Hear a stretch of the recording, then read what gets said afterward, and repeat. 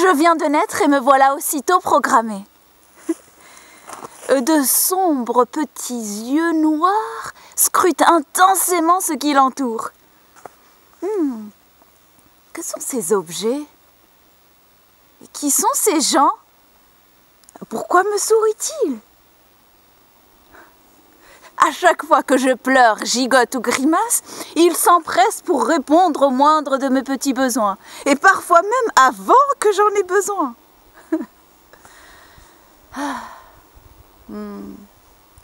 C'est au creux de bras m'enlaçant d'une douce mélodie que je m'endors. Je suis au summum de la sécurité affective et matérielle.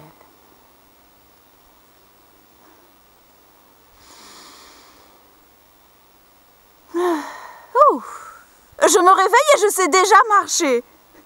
Tout le monde autour de moi a l'air d'être content, alors je le suis aussi. Je suis influencée par la présence de tous ceux qui m'entourent.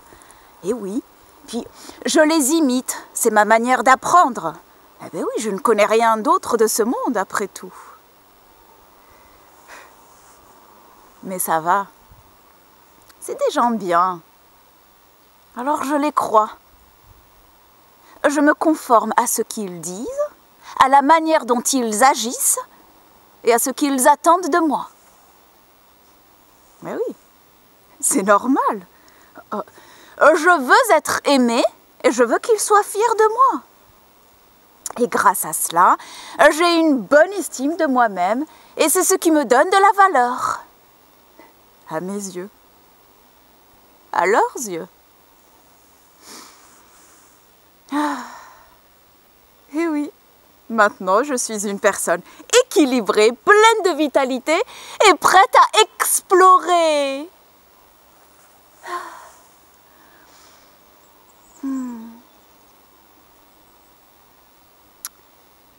Mais pendant qu'ils croient me guider et m'orienter, je me sens de plus en plus absorbée par leur monde. Un monde que je ne connais pas.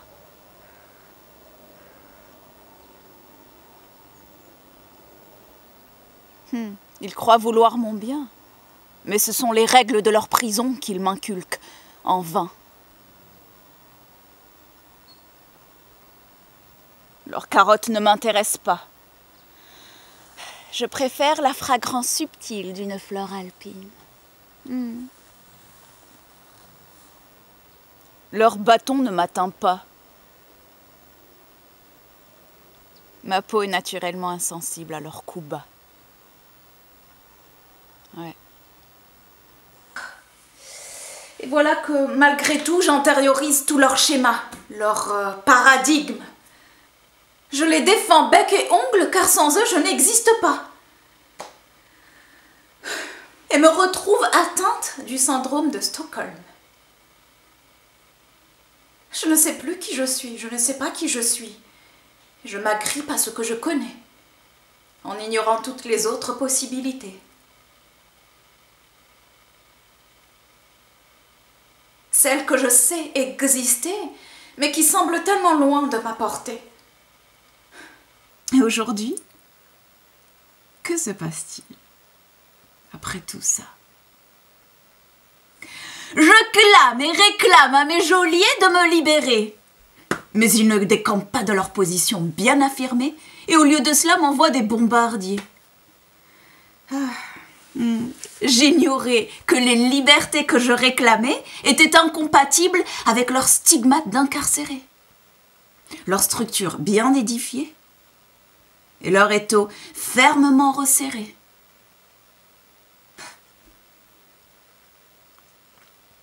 Mais quand j'y pense, me suis-je moi-même penchée sur moi-même, sur mes actes? Mais oui. Je revendique des libertés alors que je reste moi-même enclavée dans une identité limitée. Me suis-je penchée, interrogée sur ces schémas que l'on m'a subtilement inculqués, que j'ai langoureusement embrassés et que je finis par brillamment projeter dans la société. Parfois je rêve. Je me demande comment je serais si j'étais libre. Cela suppose que je ne le sois pas, n'est-ce pas? Comment serions-nous si nous étions libres?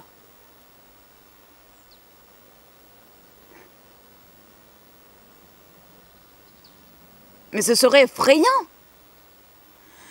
Tout le monde pourrait faire ce qu'il veut, où il veut, quand il veut, avec qui il veut, comme il veut.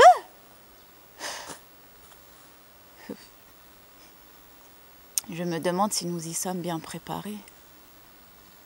Je me demande si j'y suis bien préparée. Ben oui. Cela impliquerait que je sois entièrement responsable de mes actions.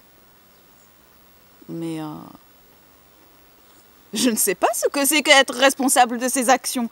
On ne m'a jamais appris à faire. Et puis, il faudrait que je sois totalement responsable de mes paroles.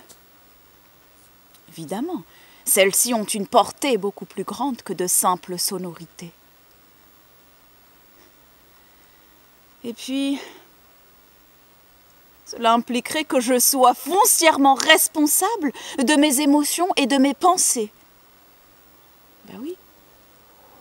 Celles-ci risqueraient tôt ou tard de se manifester. Bon gré, mal gré. La structure qui hier me consolidait se retourne aujourd'hui contre moi pour m'enfermer. C'est un peu comme si elle se nourrissait naturellement de ce cocon bien douillet dans lequel on m'a confinée. En recherchant ces libertés sans en percevoir la portée, je prends le risque de plonger dans ce qui m'effraie le plus, au-delà de toute réalité. Le désordre, le chaos. À quoi m'accrocherais-je? Que ferais-je? Qui serais-je? D'un côté, je prône l'inconnu dans lequel je risque de perdre pied. De l'autre côté, je réprouve cette structure bien connue qui me tient enfermée et finit par m'enchaîner.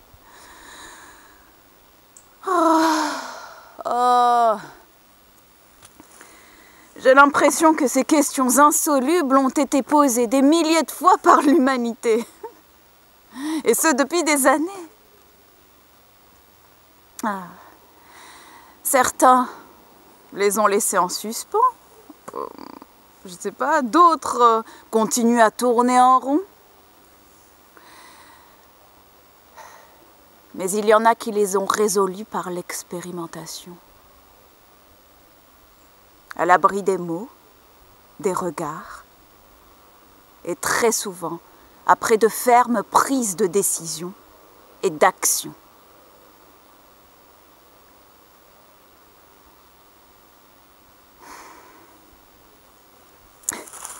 Et c'est ainsi que s'achève cette histoire. Eh oui, l'histoire insoupçonnée de milliers d'êtres à la recherche de leur essence.